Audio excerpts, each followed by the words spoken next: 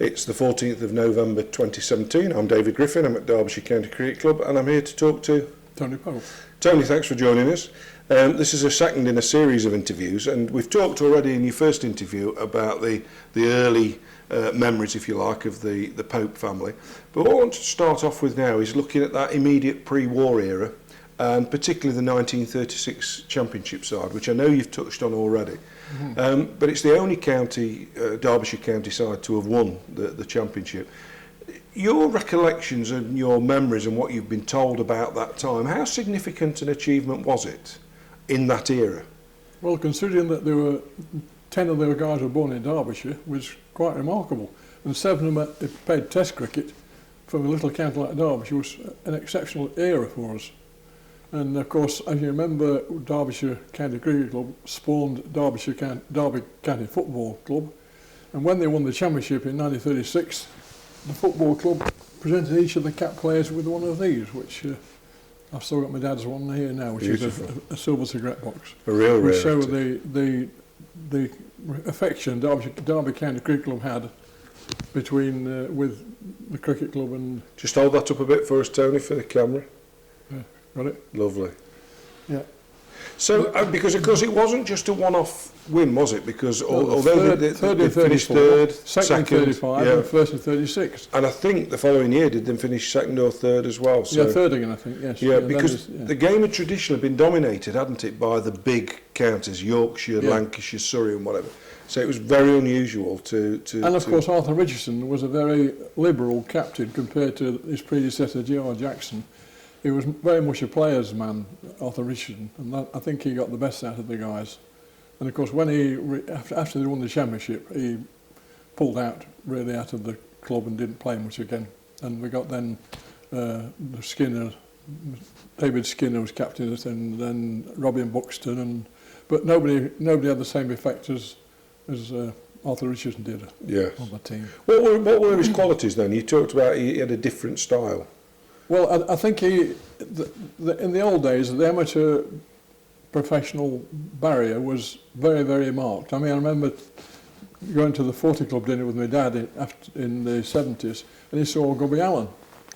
And he had to say, hello, Mr. Allen. He couldn't get over the problem of he was one of the masters, he was one of the men, Mr. Allen, which was, he hadn't seen him for 25 years, but he had to call him Mr. Allen, which just shows how it was ingrained in the head. So what was the relationship? Have you got any recollection of what the relationship between players and Mr. Taylor were? You got me at it now. I'm calling Will Taylor Mr. Taylor because I've heard stories about players had to doff the caps to him and all that. I mean, was that true? He was in the G.R. Jackson mould, yes. They both got the military cross in the First War, both veterans and officers and men, and blow the whistle over the top lads. That was basically the mentality of them. And Arthur was a more modern man, Arthur Richardson, and I think he saw things as being a little different.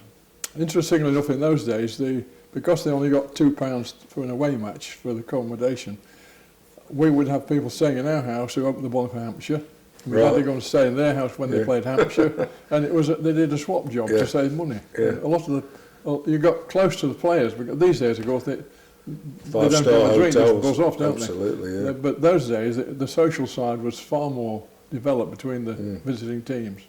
Well, and it's interesting you say that because the way the game has changed, and I want to ask you about touring matches now, because of course back in the old days, I remember reading Fred Truman said that his greatest achievement, despite all the things he did with England, was captaining Yorkshire to beat the Australians in 1968 at Sheffield, because the touring game was seen as the game. Yeah. So any memories, any recollections of Derbyshire's touring side? 1939, when they played the West Indians, the great George Headley was there, and I was 5 years old, and it was the old wooden pavilion. Right. And my mother was there, the players' wives had a special place to sit. So I'm playing on the steps, and when I was a kid, my mother always said to me, if you don't wash your face, you'll turn into a black man. So I'm sitting on the steps, and George Headley passes by, I looked up and I said, didn't you wash your face when you were a little lad? Which my mother was highly upset about it, highly embarrassed about it all. So you were 5 years old. Of course, for people who know the ground at Derby now, obviously the pitch, the ground effectively, was over where the hotel is now, That's right, wasn't yeah, it? yeah. So you were on the ground at that age watching... Yeah, well, my mother was a very keen cricketer, follower, and so I went to all the home matches with me, sitting watching, and I was 5 years old, I was playing up and down the steps and being what little lads did in those days. And say it was, the game was, Derbyshire almost won. If it hadn't rained, they'd have beaten the West Indies. Really? Yeah. So then we get to the war years, and as we know, the war was I mean, it's perhaps a little unfair to even mention cricket in the context of the war, but it obviously, for a lot of people, it changed things. Their careers were lost because Absolutely, of the war, weren't they? yeah. But what do you, presumably you at 5 years of age when the war started, so did you play any cricket? Were you starting to actually pick a bat and bowl up during those war years? I always had a bat, but I used to go and watch my dad in all the Bradford League. I've been around all the Bradford League sides, and I remember going to all the games and up there and meeting the amazing... I mean, Eddie Painter used to stay with us, another interesting chap who was... Lancastrian? Brilliant. Left-hander, was it? Batting average of 80 odd against Australia. Yeah. Remarkable man, yeah. No fingers on this end. Didn't he get off come out of the hospital bed or something on the tonsillitis, bodyline and they tour? brought him out to bat, and he got 80 odd, yeah. Astonishing. Remarkable chap. Astonishing, really, the constitution of these people. I mean, Yeah. you know, quite fascinating. So, presumably, during those war years you're playing, when did you actually start to play competitive cricket? Were you playing at school? Yeah, were you playing at school? Well, that's a bit later because when the war ended, I was only 11, and I went to my dad was offered a job back here at Derbyshire, but unfortunately he'd signed a contract with Mitchell and Butlers in the Birmingham League for 2 years, and that came a job. The house came with that job, but in those days getting houses was very difficult. Due to all the damage of the war, getting houses part of the job was a great advantage. So I got this house in Birmingham, in Smethwick actually, and I went to the local grammar school, and my dad played for Mitchell and Butlers, and he had a little van, and in those days Mitchell and Butlers had 150 pubs with a bowling green. So now they're all car parks, of course, but in those days my dad had a little van. He had to go around and make sure the guy that was looking after the bowling green needed any help or knew what to do or what to do about it. So he gave advice to these guys who were looking after bowling greens. So we did that. I was 4 years in Birmingham. And then my dad took a job in Canada. In Ontario, there's 4 public schools. One's in Port Hope, Ontario, then the other 3 are in Toronto. Run like Repton School. And they play cricket. So my dad got the job as a cricket coach at Trinity College School in Port Hope, Ontario. I couldn't go to the Masters and Men. I went to the local school. I didn't get... These days, I mean, Harold Rose lads went to Denstone, but I mean, I was down at the local school, you see. But after school, there's some very good nets there, and I used to go and watch my dad coaching these lads, and he said, why don't you have a bowl? Because I'd spent my life watching my dad rather than playing. He said, I'd never played at all.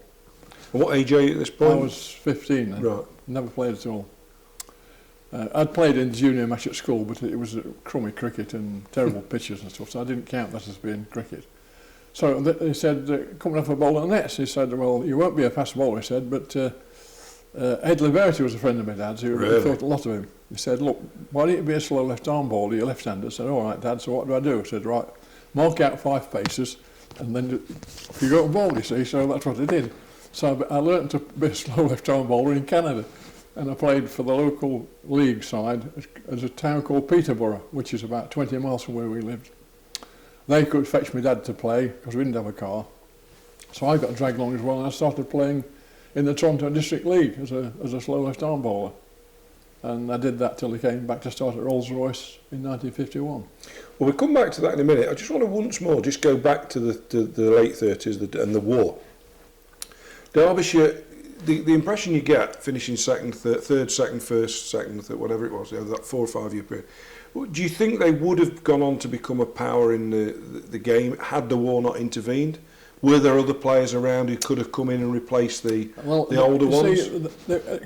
W.C. Taylor ran a very tight ship, and the ground staff was almost invisible. I mean, they relied on local amateurs to make the odd second team game when they played. And it was very difficult because you got Tommy Mitchell getting on towards 40, Les Townsend was about ready to finish, Stan Worthington was getting on a bit, So they really were not over the hill, but they'd reached Coming the peak, together. in my opinion. Yeah. Were there any in your that you know of players who, because of the war, missed that opportunity to play at all? You know, were there any good local players? Yes, Tommy Tomlinson, who was a great cricketer in the local league, played for Butterley and Oakwood Gate. A wonderful all-rounder, Tommy. And my dad said he used to come to the nets before the war and how talented he was, but when the war started, in the army, and that's the end of that. Yeah.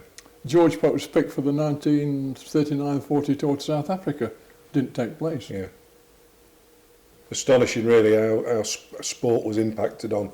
As we said before, you know, it's not a tragedy because tragedy was people dying in wars, but in a sporting context, it was more than unfortunate that people. And of course, my dad was 29 when the war started and 35 when it ended, and he realised that as a fast bowler at 35, you ain't got long to go. No. Probably his best years, arguably. He lost his best years, yeah. That's why they did swell in the Bradford League. Him and Bill Copson bowled sides out week after week. Anyway, he went to Mitchell and Butlers, and the chairman of Mitchell and Butlers was a chap called Bob Butler, who was on the committee at Warwickshire. And it just shows how the restriction of trade has altered. They said to my dad, well, look, can you play midweek games for Warwickshire? Oh, sure, he said, no problem. So he'd be playing for Mitchell and Butlers on Saturday in the Birmingham League, and then 3 days. And this would have been 1946, 47, 48, 49, yeah. But as Derbyshire offered him a job and he'd turn it down to go, they said, you can't play. Wouldn't let him play. So that was the end of that. That was the end of Val's county cricket career. Couldn't do that today, could you, Tony? Amazing, Wouldn't be allowed to happen today.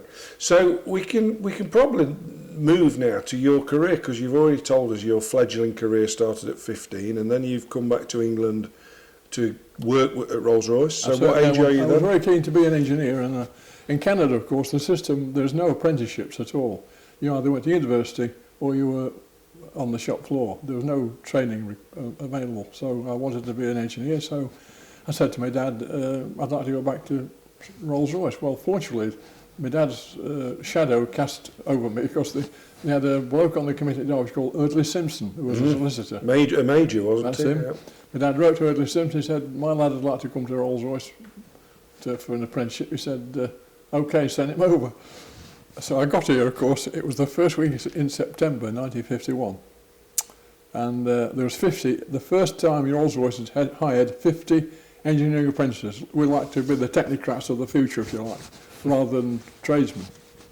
So we all started in September, and I was a week late coming from Canada on the boat. And I didn't have to, they all had tests to put bicycle hubs together, and so I didn't have any, I went straight in. So my dad's shadow sort of got me through the door. I didn't have to do any prelims. Anyway, fortunately I was dead keen to do it, and Rolls-Royce has been, Henry Royce has been my idol ever since. He was an amazing chap. So that's... so you'd be 18? 17. 17. And so what were your vision? I mean, obviously you're back in England. Yeah. You've played cricket in Canada. Yeah. Are you looking to play in England? Are you coming back full of confidence? Rolls-Royce, of course. In those days, Rolls-Royce didn't play league cricket.